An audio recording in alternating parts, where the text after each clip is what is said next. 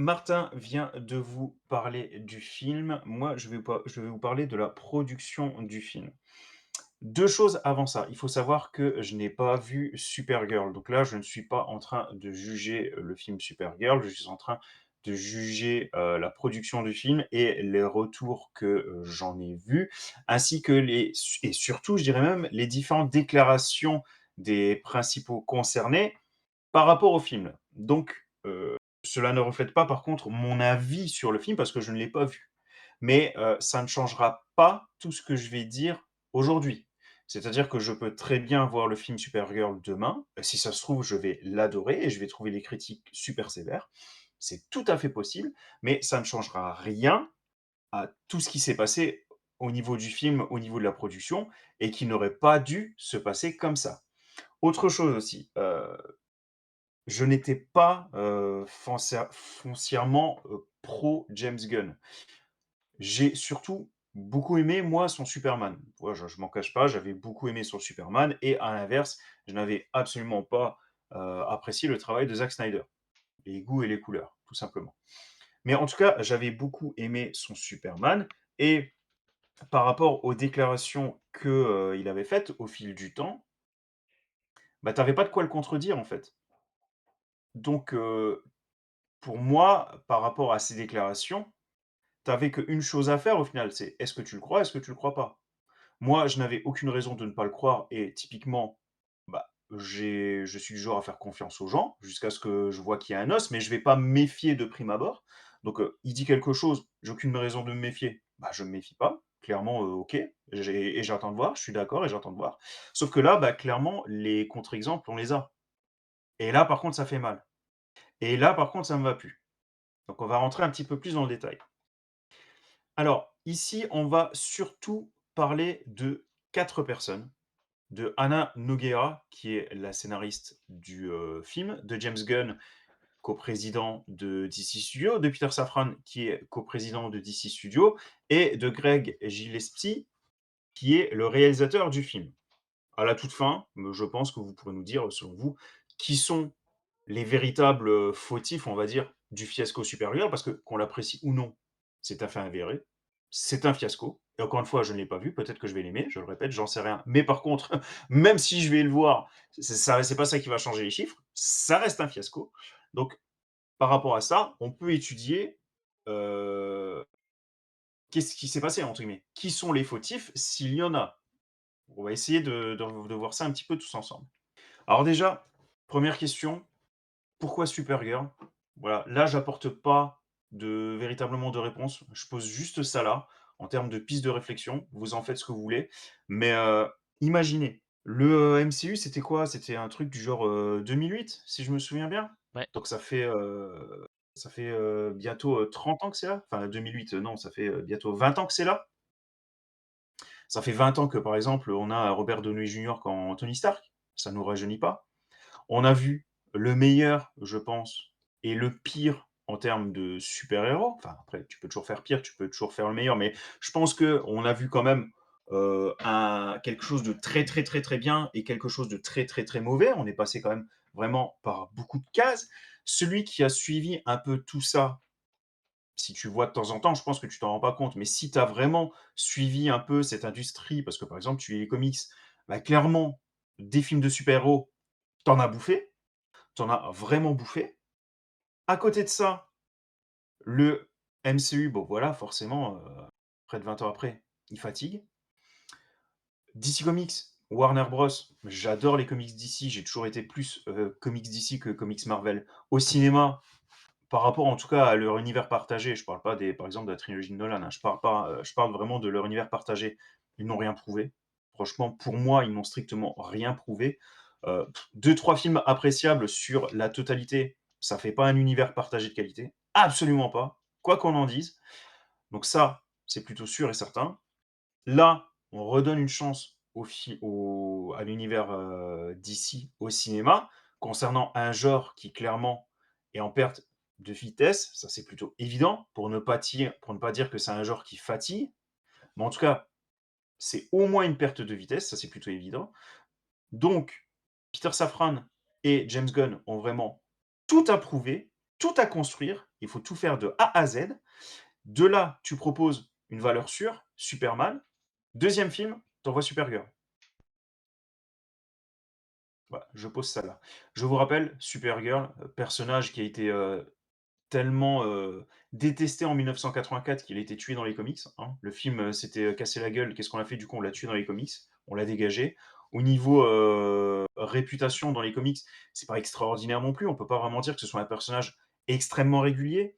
Je pense que ça se ressent sur ce qui est proposé en France. Je l'avais écrit dans un article, mais, Urban Comics s'est pointé, je crois, à peu de choses près en 2010 ou 2011. En 15 ans, ils ont proposé un titre Supergirl. Il y a eu Alors Man go of Tomorrow quand même, entre-temps. Ouais, 2 bouquins, admettons. Oui, ça, 2 oui, 2, bouquins. ça reste pas beaucoup, ça c'est clair. Ça reste extrêmement léger. Sachant Ouais. qu'ils auraient pu continuer, je veux dire, avec, le New 52, je veux dire, hein, le tome 1, ça représentait pas l'intégrale US. Mais ça s'arrêtait là, c'est pas pour rien. Donc ça vous donne quand même une idée du niveau de Supergirl. Malgré tout l'amour que j'ai pour le personnage, c'est un personnage secondaire. Et de nos jours, avec tout ce qui s'est passé, tu dois envoyer du lourd, il faut y aller. Tu peux pas te permettre d'envoyer des Supergirl ou des Wally West au cinéma comme ça, quoi. Enfin, il faut envoyer entre guillemets «les poids lourds» et une fois que c'est installé, là, tu peux te permettre de faire quelque chose. Donc voilà, pourquoi Supergirl? En plus avec aucun, véritablement acteur, hein, pour, soutenir le projet, je veux dire, ça fait pas tout. Je dis pas, je veux dire, on l'a vu avec, Dwayne Johnson Black Adam. sur Black Adam, ça fait pas tout. Maintenant ça aide et Jason Momoa, je l'aime beaucoup, c'est pas suffisant. Donc voilà, je pose ça là, vous en faites ce que vous voulez. Bienvenue Oui, Ritsuki. Donc, bienvenue Retsuki. moi, la raison est très claire, hein, c'est que Tom King, il est consultant près de James Gunn. Gunn a dû kiffer Woman of Tomorrow. Voilà. C'est pas plus, pour moi, c'est pas plus compliqué que ça, hein. Ah bah, Mais c'est formidable. mais c'est mon hypothèse. Après, je n'avance pas comme ça, comme fait avéré, mais disons que c'est ce qui me semble être le plus logique en termes, parce que oui, comme tu l'as dit, t'as très peu de titres Supergirl, donc l'élément de, elle est vachement présente. Elle est présente dans certaines d'autres séries avec des équipes et des machins, mais elle a, oui, en termes de titres solo, c'est vraiment pas la première, quoi. Donc bon, voilà. Je me pose la question sur les scénaristes.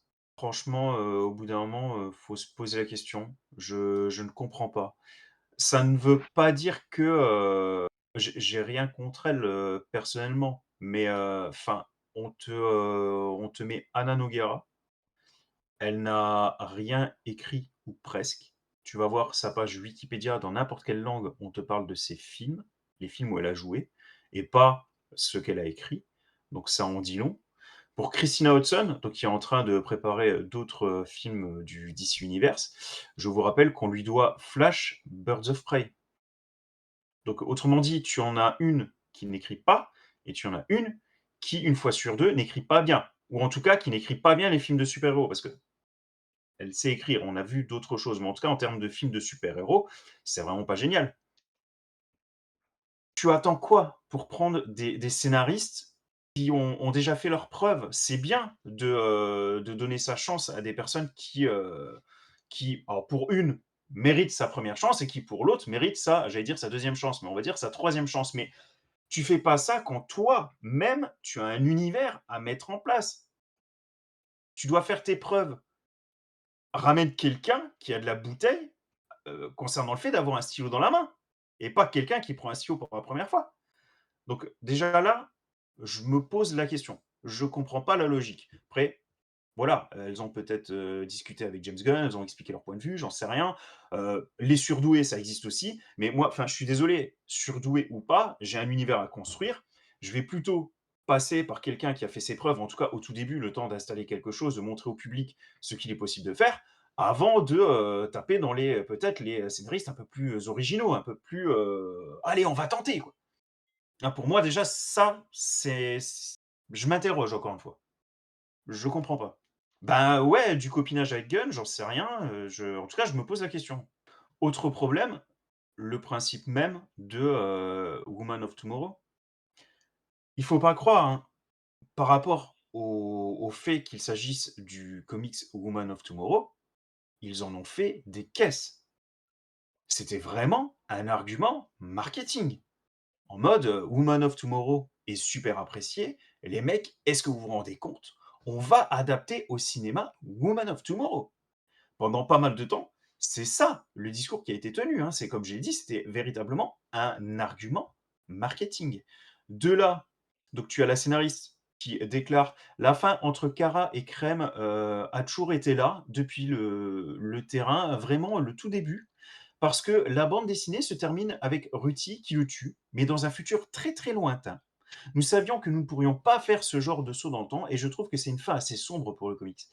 Et bah, pas du tout meuf, pas du tout. C'est pas du tout comme ça que ça se termine. Il meurt pas du tout, elle le tue pas à la fin. Alors, j'ai vu qu'il y a certaines personnes qui disaient, «Ouais, elle s'est trompée, mais en même temps, la fin, elle est ambiguë».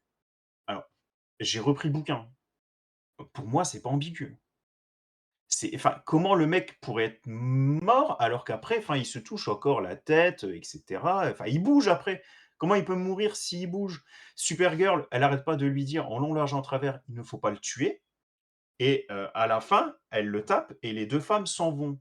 Est-ce que Supergirl se serait contentée de partir comme ça, si vraiment elle l'avait tué, alors qu'elle arrête pas de lui dire: «Il faut pas le tuer»? C'est évident qu'à la fin, elle ne le tue pas. Mais est-ce que vous vous rendiez compte du problème? Vous avez la scénariste qui doit adapter un bouquin, elle lit le bouquin, elle ne comprend pas la fin du bouquin. Mais enfin, c'est grave quand même! Et puis, la fin du bouquin, Le... on te parle quand même d'une fin où c'est un où le grand méchant meurt, tout le début, tout le bouquin, c'est: «Est-ce qu'on doit pardonner entre guillemets ou pas? Est-ce qu'il peut y avoir une rédemption ou pas?» Donc est-ce qu'à la fin, le personnage meurt ou pas? C'est te donner une conclusion sur toute cette réflexion. Donc te planter sur la conclusion, c'est te planter sur l'ensemble du bouquin. Pardon? Et Tom King, il le dit lui-même, c'est pas censé être ambigu. Il est censé être vivant à la fin. C'est pour ça qu'il se prend la tête. Ruthie ne le pardonne pas, elle lui déteste toujours et elle lui donne un petit coup sur la tête. Il s'en va pour montrer qu'elle lui pardonne pas. Mais c'est évident qu'elle le tue pas. Pour moi, Et à- le problème, il est pas là. C'est que, ok, elle a pas compris la fin, mais je veux dire, un film, ça met plusieurs années à se faire. Tom King enfin, est dans le cercle créatif du DCU. À quel moment personne n'a dit à la scénariste, non, c'est pas ça la fin. exactement. Du coup, c'est pour moi le problème, il est vraiment là. Donc, est-ce qu'ils l'ont, parce que du coup, soit ils lui ont rien dit, et je trouve que c'est vraiment pas sympa parce que c'est vraiment, enfin, c'est vraiment maltraiter le truc. Soit ils le savaient, mais ils décident quand même de la laisser en pâture en mode, ah ben non, c'est elle qui a pas compris, et du En coup, nous fait, on c'est se ça parce que protège. C'est bizarre c'est quand même. c'est- Tom King, il était là, quoi. c'est une adaptation du comics, donc elle peut, s'en détacher. Donc si elle ne fait pas la même fin que le comics, ça peut ne pas choquer les gens. Par contre, elle a dû échanger avec eux. Elle a dû dire ce qu'elle a pensé du comics, c'est plutôt évident. Ouais. À un moment donné, vu le comics, tu parles forcément de la fin. Qu'on me sorte pas que, étant donné que ça a été, son métier, qu'elle avait sans doute la gueule dans le comics pendant je sais pas combien de temps, qu'on me sorte pas que autour d'elle, elle n'a pas parlé une seule fois de sa compréhension de la fin du comics à des personnes haut placées dans le processus créatif du film. C'est plutôt évident qu'elle s'est plantée, qu'il y avait des personnes qui étaient au courant et que personne ne lui a dit. Et c'est comme ça que la pauvre, elle se retrouve, pardon, comme une débile après, face à des journalistes, où clairement, la pauvre, elle montre clairement qu'elle a rien bité au bouquin, quoi. Mais est-ce que vous vous rendez compte? Enfin, ça va loin. Et alors ceux qui pensent, bah, le réalisateur, il peut rattraper le coche, le réalisateur a clairement dit: «Non, mais je vais pas lire le film. Je vais pas D'accord. lire le comics». Donc voilà, donc il y a quand même 2 personnes qui sont importantes par rapport à la construction, de l'adaptation.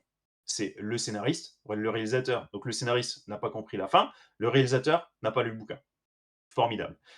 Heu, Par rapport à ça, son argument, c'est, il préfère se focaliser, surtout sur la vision de la scénariste pour ne pas dénaturer sa propre vision. Il veut pas être influencé. Donc, c'est volontairement qu'il n'a pas lu le bouquin. Bon, accessoirement, il a aussi dit plusieurs fois alors ça, j'ai pas retrouvé, donc à prendre avec des pincettes, mais visiblement, il a aussi dit plusieurs fois que c'était pas non plus un immense fan des, films de super-héros. Donc 1 plus 1 et je pense que vous avez le résultat. Ça, à la limite, Et du coup de pas être fan de super-héros, c'est pas pour ça que tu vas faire forcément un mauvais travail. Le gars qui a fait pour Andor était pas spécialement un fan de Star Wars et il a fait la meilleure série Star Wars. Mais c'est vrai Pour que le film-là, surtout que c'est un peu différent, c'est pas non plus, c'est pas fondamental. rédhibitoire. Non, maintenant, enfin, ça aide quand même si, tu aimes à peu près les super-héros, quoi. Enfin, au bout d'un moment, tu es supposé aimer ce que tu fais, je veux dire. Oui, oui, oui. Après, oui, après, même le fait de dire non, je préfère pas lire le comic, je préfère m'en déférer au script, pourquoi pas? Mais dans ce cas-là, il faut que ton script il soit béton de partout.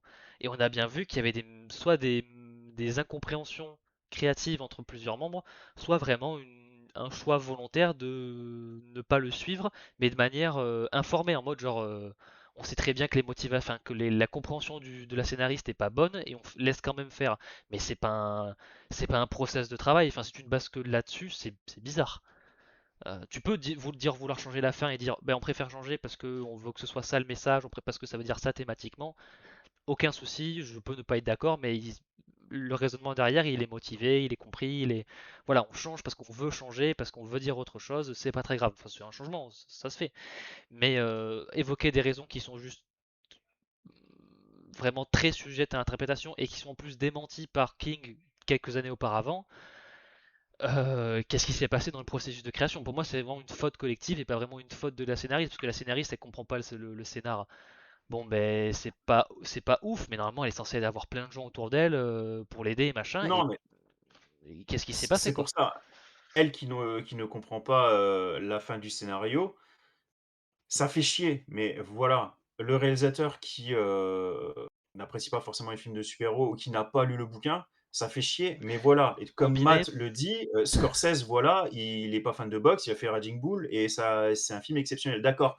Mais Non, les mecs, ça, plus ça, plus ça, plus ça, plus ça, plus ça, plus ça fait quand même beaucoup de choses à pardonner ou beaucoup de choses où vous devez vous dire: «Ouais, mais ça se peut tirer une balle dans le passer quand pied, quoi. même». Ouais, Au ouais, bout d'un moment, bah, c'est ça.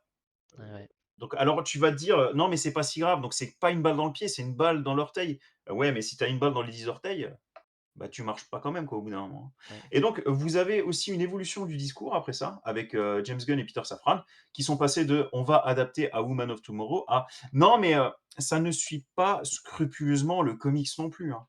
Et ça, bah, du coup, c'était un peu à mourir de rire, quoi.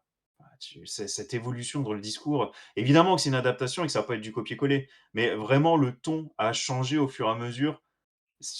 Avant même que ça débute, tu te poses la question en mode: «Ah tiens, mais pourquoi, pourquoi ils le disent aussi souvent que ça va pas, suivre scrupuleusement le comics?» C'est important de le préciser, ça il faut qu'on s'inquiète. Franchement, c'est un peu comme ça que moi je l'avais pris à l'époque. On revient sur les fameux scénarios en béton. Donc James Gunn qui avait dit: «On ne valide que si le scénario est en béton». Il s'est même comparé avec Marvel en disant: «On n'a pas la même méthode de travail que Marvel». Ça dé Là, j'ai un peu résumé le truc, mais ça ne dénigrait absolument pas le travail de Marvel, hein. Il y a une sorte de respect mutuel, bah, surtout, bah, il vient de Marvel en même temps. Donc voilà, il disait juste: «Marvel travaille comme ça», notamment, au niveau des frères Rousseau, en mode, «Je filme ça, puis après, non, bah, en fait, je vais changer en cours de route, je vais filmer ça, puis après je vais changer ça, je vais filmer ça». Lui, non, il disait clairement: «Non, nous, on va tout mettre sur papier de A à Z et le tourner et voilà». Et encore une fois, moi, jusque-là, je n'avais aucune raison de ne pas le croire. Donc moi, il m'explique sa méthode de travail, je n'ai pas de contre-argument, de preuve, en tout cas, pour le contredire. Moi, ça me va très bien. Mais, bah, là, des contre-arguments, le problème, c'est qu'on en a. Donc, on valide que le scénario est en béton. Donc, je vous rappelle, on va revenir un petit peu, quand même, en arrière. Donc, concernant Clayface, ils avaient jugé le premier script de exceptionnel. Ils parlaient vraiment d'un scénario exceptionnel. Les 2 étaient d'accord, James Gunn et Peter Safran. Ils lancent la production et quelques jours, quelques semaines après, il t'annonce, en fait, le script de Mike Flanagan est réécrit, donc cette fois, c'est, Hossein Amini qui s'y colle. OK, on ne sait pas dans quelles circonstances et quelle est, le la quantité du script qui est véritablement réécrit. Ça peut être des petites modifications, ça peut être une grosse réécriture. Mais en attendant, si le scénario est si exceptionnel que ça, pardon, pourquoi tu le changes, 3 jours après? Il est exceptionnel ou il est pas exceptionnel? Donc déjà là, pardon, mais il y a déjà une question à se poser. Et puis, bah, pour Supergirl, à peu de choses près, c'est exactement ce qui s'est passé, hein. Donc, pareil, le script de Supergirl est jugé très bon, donc production, mais alors que le film est tourné. James Gunn, il engage Jeremy Slater, donc pour reprendre le scénario d'Anna Nogueira pour l'étape des reshoots. Pourquoi? Parce qu'on a eu, heu, la phase de test, hein, la diffusion test qui n'a pas du tout marché. Donc par rapport à ça, James Gunn a engagé Jeremy Slater pour reprendre le scénario d'Anna Nogueira qui finalement n'était peut-être pas si bon que ça. Et alors là, vous allez me dire: «C'est pas la première fois que ça arrive». Reshoot et réécriture d'un scénario, c'est systématique. Oui, d'accord. Par contre, tu appelles Jeremy Slater pour réécrire le scénario parce que celui d'Anna Nogueira ne va pas du tout. Mais par contre, tu gardes Anna Nogueira dans le processus d'écriture. Parce que c'est exactement ce qui s'est passé, en fait, hein. Mais pourquoi, en fait? Je comprends pas. Franchement, là, je comprends pas. Je Ouais, sais pas c'est du plus tout. le fait d'avoir changé de. Parce que les reshoots, il y en a dans tous les films, mais de pas prendre le même scénar, c'est que ouais, il y a un truc où il fallait changer quelque Bah, chose, c'est étrange quoi. Et oui, en bah, fait, oui, ça fait comme d'hab quoi. Donc en fait, c'est pas très différent de ce qui se fait habituellement quoi. Donc vouloir se démarquer sur le point du script, quand ça les arrange quoi en fait. exactement. C'est-à-dire que ce qui se passe n'est pas si surprenant que ça. Par contre, ça entre en totale contradiction avec ce que, Peter Safran et James Gunn nous ont dit. Pareil, c'est monnaie courante, mais on peut parler du cas Lobo, où clairement tu as la scénariste qui a dit que c'était pas son idée à elle, hein, que ça faisait partie du lot. Lobo dans Supergirl, c'était en quelque sorte sa mission. Nous voulons Lobo dans le film, c'est les DC Studios qui l'ont demandé. Voilà, du coup, tu ne peux que, c'est tout à fait possible, quand ça se passe comme ça, de ressentir un peu le côté rajout du personnage. C'est difficile de bien l'intégrer au scénario si non seulement il est pas dans le bouquin de base que tu es supposé adapter, mais si en plus c'est pas, l'idée, on va dire, de la scénariste. Après tu vas me dire: «Non mais t'inquiète, elle est scénariste, c'est son métier». Bah non, justement, à la base, c'est pas son métier. Donc déjà là, c'est peut-être un peu le problème. Mais encore une fois, là, c'est une minuscule parenthèse parce que ça aussi, c'est monnaie courante dans, le milieu hollywoodien. Donc, là-dessus, voilà, je le mets parce que c'est encore une petite chose qui se rajoute, mais pareil, c'est, monnaie courante dans, l'industrie du cinéma. Donc pareil, James Gunn, hein, qui en avait fait des caisses sur la liberté des réalisateurs, en mode, ça sera pas comme Marvel. Heu, tu as, en gros, moi je te donne, l à peu de choses près, c'est à peu de choses près, c'est, moi je te donne le râteau, la pelle et le seau et toi avec tout ça, tu fais ce que tu veux dans le bac à sable. À peu de choses près, c'est comme ça qu'il a présenté le truc. Qu'est-ce qui s'est passé après? Bah, c'est simple, il n'a pas cessé d'intervenir sur le film du réalisateur. On a, vraiment pas mal de détails qui sont tombés, au fil du temps. Donc il y a notamment un producteur qui s'est exprimé. Il y a aussi, je sais plus si c'était The Hollywood Reporter qui a fait un gros article sur tout ce qui n'allait pas. Donc la fameuse liberté des réalisateurs, heu, que, le coprésident et que le réalisateur discute du film, c'est plutôt évident. Il peut, lui laisser des libertés. C'est pas pour ça que le coprésident, entre guillemets, va tout le temps, la fermer. C'est quand même lui qui a la vision globale. Donc il peut y avoir des discussions. OK. Par contre là, le problème, c'est que, bah, c'était pas des discussions parce qu'il a été déclaré donc à travers cet article qu'il n'était pas aligné créativement. Restait la façon la plus polie de décrire leur situation. Donc en gros, à peu de choses près, ils se bouffaient le nez tout le temps. Tout le temps, tout le temps, tout le temps, tout le temps. Ils n'étaient jamais d'accord et comment tu veux construire un film dans, ces conditions? Et à peu de choses près, qu'est-ce qui se passe quand tu as un salarié entre guillemets et puis, le chef qui sont pas d'accord? Qui c'est qui prend la décision finale? Alors ça a été un petit peu plus compliqué que ça. Ils se sont fait chier quand même à faire 2 versions du film et voilà, il s'est avéré que la version de, James Gunn était, légèrement meilleure, vraiment légèrement meilleure, hein, de 2 points par rapport à la, version de, Gillespie. Donc c'est-à-dire qu'ils ont refait une phase de test et genre il y en a un qui avait, 68 et l'autre, 70, j'en sais rien, mais il y avait vraiment une différence de 2 hein, donc c'est autant dire que c'était rien, ça frôlait l'égalité et c'est comme ça qu'au final, ils ont gardé la version montée, de James Gunn.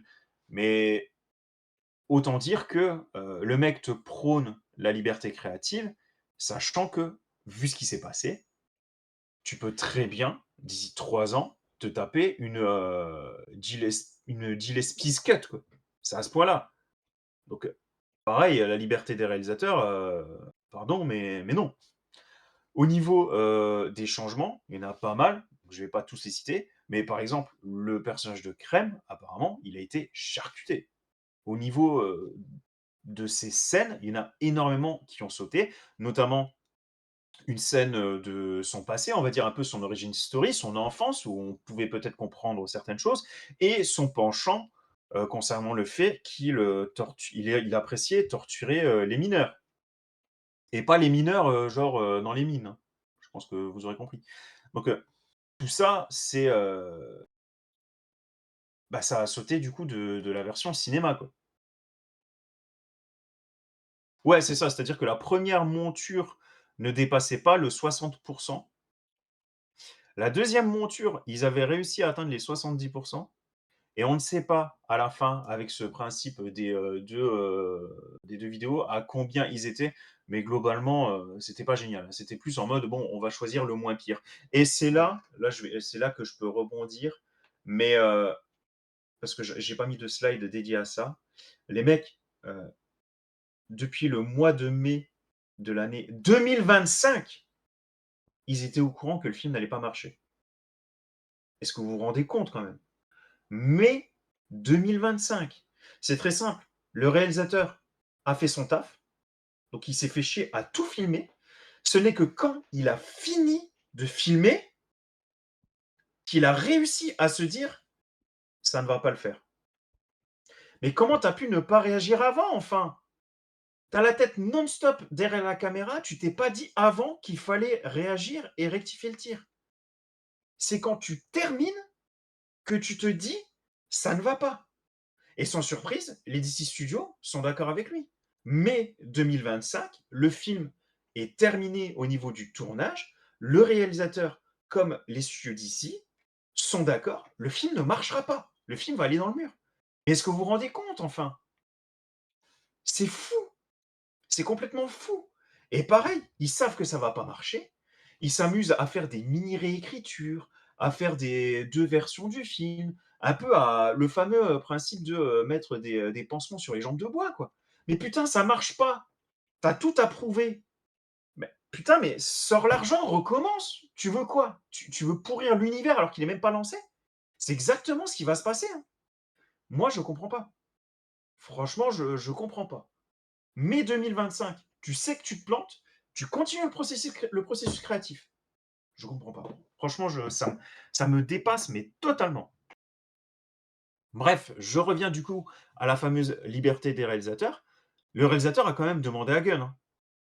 À peu de choses près, il lui a demandé où est-ce que tu vois, où est-ce que tu situes ce film par rapport à l'univers d'ici. Comment un peu on l'intègre. Et donc la déclaration exacte, c'est je lui ai demandé à quel point il souhaitait que ce film pardon, fasse partie de son univers.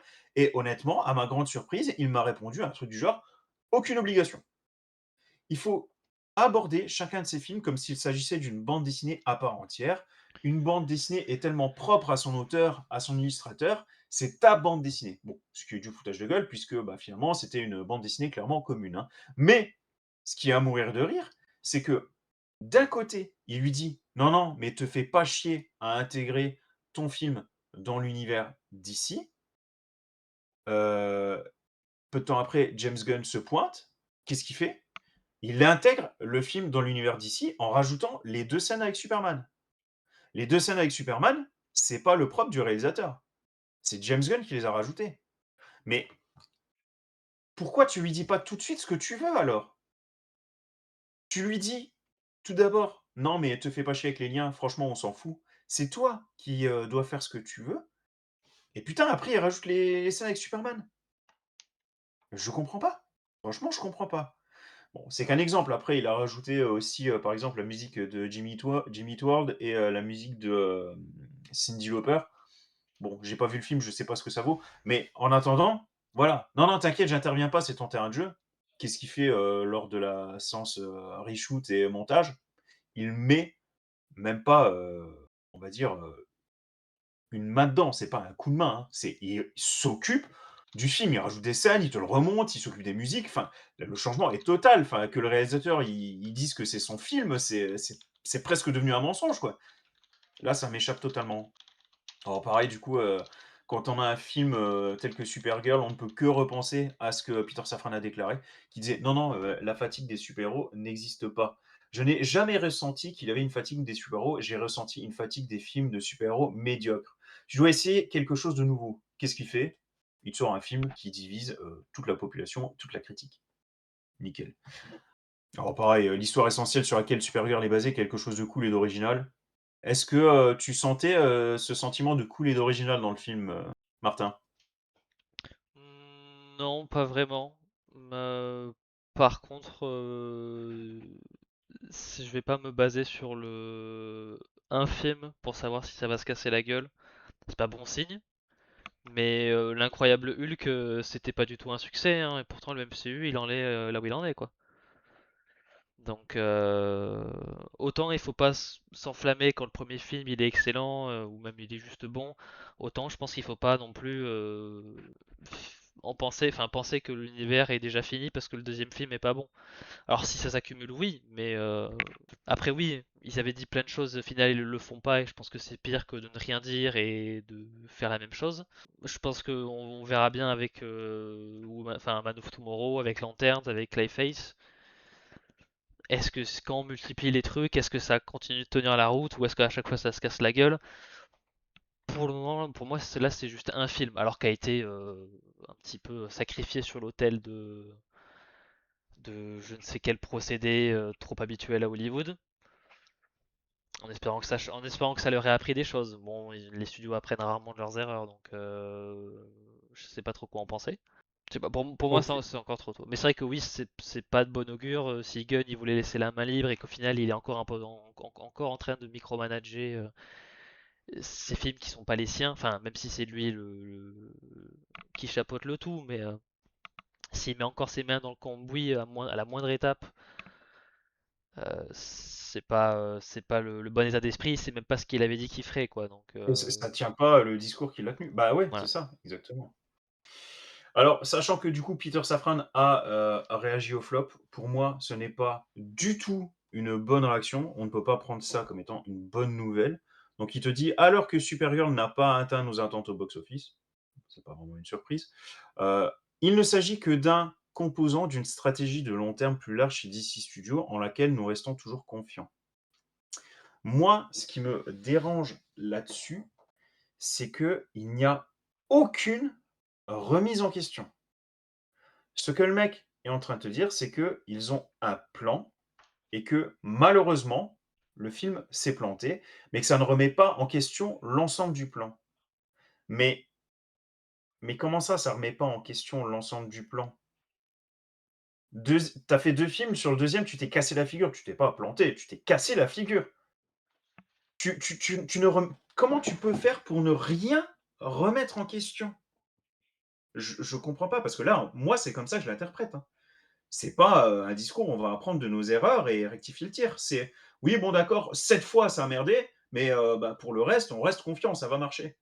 Et putain non, non, bah, non. Je sais pas, moi au Apprends de contraire, tes erreurs. je trouve que c'est une réponse plus saine de dire que non, non, mais c'était bien ce qu'on attendait, machin. Je préfère qu'ils disent non, non, je préfère qu'on se fasse confiance sur ce qu'on fait, parce que changer à la moindre sortie de film, changer les plans parce que c'est la panique de partout, c'est ce qu'avait fait d'ici à l'univers d'avant, et ça leur a pas réussi du tout, hein. Bah, je demande pas de tout changer de A à Z et puis ils ont une vision globale, c'est pas pour rien. Ils ont travaillé en plus des mois et des années dessus. Donc, voilà. Mais ne pas genre tenir compte d'un film qui fonce dans le mur comme ça, je trouve que c'est une erreur. Bah il l'a dit, hein, il a pas répondu aux attentes. Alors après, à chaque fois, ce genre de paroles, c'est toujours la langue de bois, donc que ce soit en bien ou en mal, ils vont jamais dire on s'est I planté à 1000%, mais déjà le fait qu'ils aient dit que ce soit une déception au box-office, tous ne le font pas. Bah, après, peut-être que là, on peut l'interpréter de différentes manières, mais là, moi, là-dedans, je lis pas, «On a merdé, mais soyez confiants, on a une vision globale, mais on va quand même apprendre de nos erreurs». Moi, je vois pas ça, dans son message, hein. Moi, je vois plus en mode, encore une fois, on a merdé, OK, bon, bah, tant pis, on va rien changer sur ce qui arrive. Donc ça veut C'est dire que pas rien hypothétiquement, tu peux changé, te mais taper encore 3 Supergirl derrière, hein. je pense que c'est pas rien changé, c'est juste que on a un plan et c'est pas parce qu'il y a des choses qui échouent qu'on doit tout rechanger, redistribuer. Je pense qu'il faudra se remettre vraiment en question si oui, si vraiment tous leurs éléments de leur plan commencent à se foutre à l'eau. Mais je sais pas, pour le moment en fait c'est encore trop tôt de voir si Moi, je pense qu'il faut, commencer à manœuvrer quand, tu vois l'iceberg et pas quand l'eau commence déjà à rentrer. Mais ce n'est que mon avis. À noter que James Gunn, pour l'instant, n'a pas pris la parole à ce sujet. Donc voilà, petite conclusion quand même, parce que j'avais, beaucoup apprécié une petite parenthèse de la part de James Gunn qui disait qu'il en avait marre des, «nous voulons». Donc il avait fait une petite déclaration il y a quelque temps en disant que parce que vous savez, il prend souvent les réseaux sociaux pour échanger en fait avec les fans, hein. Et il disait que, il trouvait détestable les fans qui, utilisaient, l'expression: «Nous voulons que», «Nous voulons si», «Nous voulons ça». Parce que pour lui, ça renvoyait surtout à un non pas «nous voulons», mais en fait, «je veux». C'est, pas parce que toi tu veux quelque chose que tout le monde veut ça. Surtout quand c'est pour dire, par exemple, nous voulons, je sais pas, un film, sur, personnage, sur Constantine, quoi. J'en sais rien. Je pense que pour l'instant, il y a autre chose à faire que un film Constantine. Donc imaginons un mec qui veut un film Constantine, il peut pas dire: «Nous voulons un film Constantine». C'est pas possible et énormément de gens, écrivaient ça comme ça, le contactaient en mode: «Nous voulons ci, nous voulons ça». Donc voilà. Donc là, James, je suppose que tu nous regardes, donc si nous voulons des bons films travaillés avec des personnes, qui ont déjà prouvé qu'elles étaient compétentes de leur métier, sans l'influence d'un tel sur telle chose pendant je ne sais pas combien de temps pour faire ci ou pour faire ça. Et au bout d'un moment, soit le script il est bon, soit il est pas bon. Mais le côté c'est exceptionnel, c'est extraordinaire et après en fait, 2 jours après tu changes tout, non. Donc, euh, donc voilà. Nous voulons que tu te sortes les doigts du cul. Voilà, dis-nous tout, Martin. Est-ce que tu dois faire l'avocat du diable ou est-ce que tu es d'accord? non, mais sans faire l'avocat du diable, je sais pas, rien qu'au niveau du scénario, déjà déjà faire des films, faut savoir, c'est très compliqué. C'est pas pour excuser, hein, mais des fois t'écris un très bon scénario et au final le film il est quand même pas bien parce que c'est pas parce que t'as un bon scénario que tu fais un bon film. Après, c'est vrai que oui, en fait le problème, c'est qu'en fait ce qui est plus problématique que chez Marvel, c'est que Marvel se sont jamais vraiment cachés de faire les choses à l'arrache. Là où Gunn avait dit on fera les choses différemment, et c'est vrai que sur ce film ça n'a pas été fait différemment. Donc en plus c'est con parce qu'il a eu toute la latitude qu'il voulait sur son Superman et ça a bien fonctionné, enfin les critiques étaient bonnes, le box-office était suffisant pour garantir une suite. Et en fait laisse la même liberté aux autres, en fait toi tu l'as eu, ça a bien fonctionné. Après c'est toujours difficile de déléguer, hein, mais ouais en fait sur ce film il y a eu des gros manquements de compréhension de l'œuvre et de production. Quand tu vois que oui, ce que fait The Batman, ouais, ils verrouillent un scénar, ils prennent les meilleurs cinématographes de la planète, et ça fait des films qui tiennent la route et qui selon moi, The Batman selon moi, aurait dû être nominé pour l'Oscar de la meilleure photo, mais bon voilà, les films de super-héros sont toujours mal vus par Hollywood. Donc ça peut se faire, hein. Ça a été fait chez DC, hein. Les très bons films avec un très bon scénar et très bien produit. Nolan l'a fait, Matt Reeves le fait, donc c'est faisable. Donc ouais, alors faire travailler les nouveaux scénaristes, ou en tout cas les scénaristes émergents c'est bien, mais peut-être les mettre en paire avec des scénaristes plus expérimentés ou des scénaristes de comics qui sont vraiment là pour peut-être combler les lacunes, enfin voilà, pour qu'ils comblent les lacunes de l'autre et machin, tout ça. Donc Ou au moins, une fois que l'univers est bien installé, ou alors tu oui, les mets sur des oui. projets un peu plus secondaires, enfin, C'est pour vrai que l'instant. le MCU avait l'avantage d'être nouveau, donc ils pouvaient se permettre de faire des trucs un peu moins. Voilà, l'incroyable Hulk a pas bien fonctionné du tout. c'est pas ça qui les a empêchés de faire Thor, puis Captain America, puis les Avengers. Le problème, c'est que maintenant, déjà, à l'époque, les films de super-héros coûtaient pas tous 200 millions, ils étaient beaucoup plus réfléchis dans leur budget, du coup ils coûtaient moins cher, donc déjà peut-être faire des trucs moins chers. D'où peut-être que je pense que Clayface sera beaucoup moins risqué parce qu'il coûtera moins cher et s'il est bien, bah, tout de suite il sera Ouais, très vite rentable. tu peux atteindre la rentabilité plus facilement avec lui. Voilà, oui, aujourd'hui créer un univers partagé c'est très coûteux, les gens sont peut-être pas aussi dupes qu'avant sur la qualité des films de super-héros, donc il faut être plus exigeant. Et voilà. Donc après, moi, je vais pas commencer à tirer sur tout l'univers parce qu'il y a un film qui marche pas, parce que sinon, on n'aurait aucun univers partagé ou quoi que ce soit. Et bon, bah les films Marvel, il y en a eu Ah beaucoup non, des bah, très moyens. je pense pas que c'est ce que j'ai dit. Moi, là, ce que j'ai dit, c'est que, ça ne prend pas la bonne direction et que surtout, clairement, les actes ne suivent pas, les paroles. C'est un peu ce qui a été dit sur le chat. Je pense que, mine de rien, si James Gunn avait un peu plus fermé sa hein, La il y sauce aurait serait moins peut-être pas grande. eu tout ce ouais, je pense que ça serait mieux passé. Seulement là, il en a fait des caisses en mode on valide que si le scénario est du feu de Dieu. Et le scénario est du feu de Dieu, tout ça pour après se taper ça. Enfin, alors après, il y en a qui ont essayé un peu de trouver bon, on va pas dire des excuses, mais pas loin. En gros, ils expliquaient que ouais, mais c'est son univers. Il voit, enfin, et t'as le réalisateur qui se pointe avec son film. Il voit que ça va pas du tout. Euh, Évidemment qu'il va, modifier des choses et intervenir et pas laisser, ça tel quel. Oui, enfin, encore une fois, dès mai 2025, ils savaient que ça n'allait pas marcher et encore une fois, comme ne sortent pas que James Gunn, n'a, vu à quoi ressemblait Supergirl qu'à la fin du tournage. C'est le coprésident de DC Studios. Je dis pas qu'il était tous les jours sur le tournage, mais c'est lui qui a validé le scénario. Il avait quand même à peu près, je pense, des yeux, même lointains, il avait un regard, même lointain, sur la réalisation. C'est son univers, enfin, je veux dire. C'est pas comme si, du jour au lendemain, l'autre s'était pointé en mode ah, ça y est, j'ai fini, tu peux me dire ce que t'en penses. Non, c'est clairement pas comme ça que ça s'est passé. Voilà, voilà, voilà.